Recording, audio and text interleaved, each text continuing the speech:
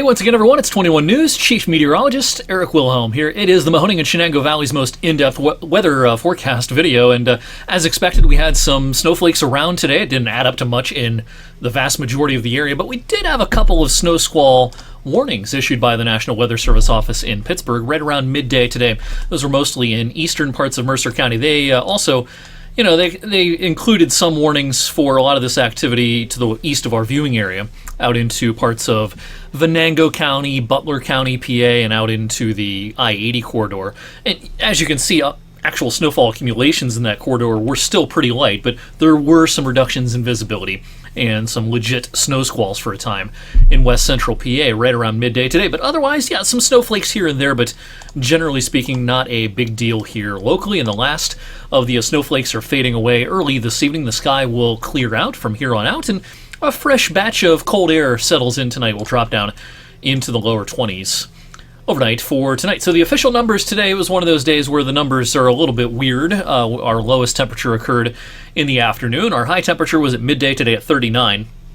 The records today 62 back in 2002, and back in that very cold winter of 1976-77, we reached 12 below zero on today's date in January of 1977. By the way, we won't see any measurable snow for the last 2 days of January, Thursday and Friday, so this should just about be our final number for the month in terms of snowfall here in January. It's going to be very close to average. With 0.2 officially at the airport today, that brings us to exactly 18 for the month, and our January departure from average will be about a half of an inch. So very close to what is typical in January in terms of snowfall. Now, we had several days where snow occurred, but we never had like a big storm for most locations. Some places had several inches worth of snow from some lake effect bands and things like that, but we didn't have a big snow storm that impacted most of the area during the course of this very cold month of January. In the near term, it's rain and not snow. That is our forecast for tomorrow night into Friday. Here's a look at our computer model expectations. Now, this will begin well before daybreak Friday morning, maybe even as early as midnight or so tomorrow night into Friday morning. Some rain will push in, and I think our expectations are kind of in this zone through here, half an inch to 3/4 of an inch. The latest graph model, GRAF, that's this kind of cyan or bluish line right here. It's kind of an outlier with it forecasting or advertising over an inch worth of rain, but either way, it's going to be more rain than we've seen in one shot since New Year's Eve. We haven't had a legit rainy day since December 31st, New Year's Eve, final day of 2024. The timing on the rain, again, it pushes in towards midnight tomorrow night. After a sunny start tomorrow morning, clouds will increase later in the day.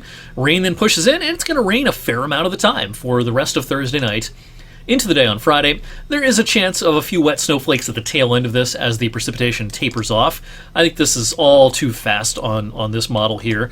I think the radar may look like this closer to 10 or 11 Friday evening instead of 6 or 7, but the idea is about the same. On the back edge of this, there may be just enough cold air pushing in and enough moisture still around that a few snowflakes may be seen, but I don't think that'll be much of a big deal at all. That system is long gone. By the time the weekend rolls around, we'll start Saturday with some clouds, but I'm expecting a fair amount of sunshine Saturday afternoon before the clouds return on Sunday. It actually looks like a pretty quiet first weekend of February for Saturday and for Sunday. Now, over the next 6-7 days, no major snow events. Here's one model depiction of total snow through early next week, all the way through Tuesday evening, basically nothing.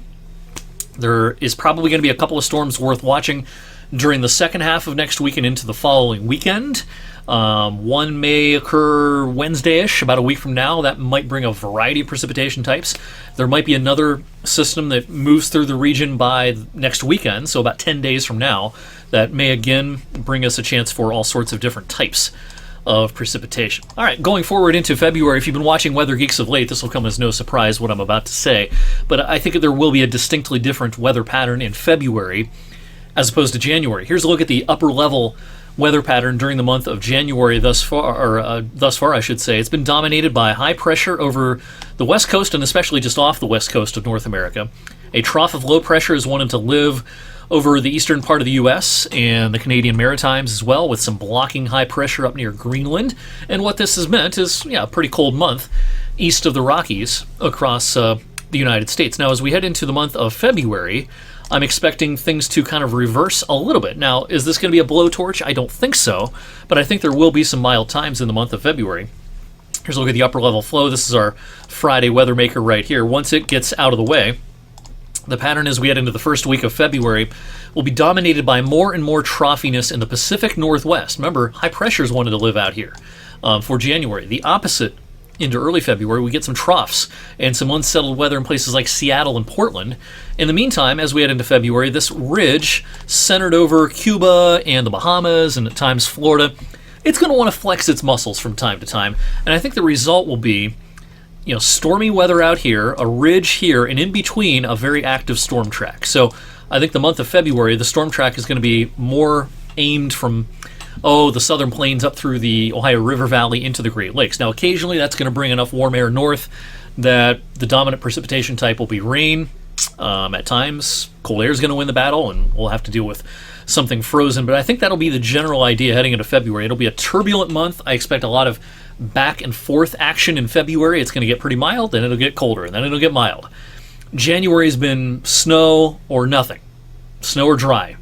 But in February, just about every precipitation type, I think we'll try to experience every type of precipitation at some point during the month, with all sorts of back and forths during the month as well. We'll graphically speaking, show you what we expect in terms of departures from average during the month of February coming up later this week, either tomorrow evening or Friday evening on Weather for Weather Geeks. In the meantime, thanks for watching on this Wednesday evening. Have a great rest of your night.